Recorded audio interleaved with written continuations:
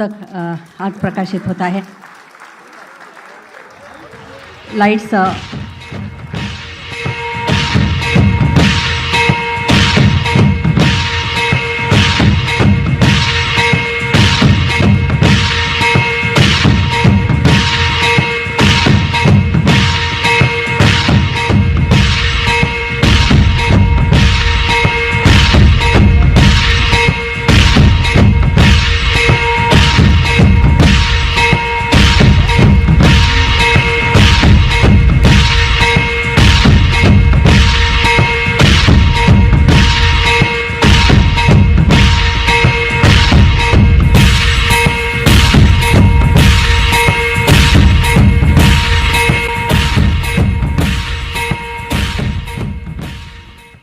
खासदार संजय राऊत यांना अटक झाली आणि तुरुंगात रवानगी झाली. ही बातमी सगळीकडे वाऱ्यासारखी पसरली.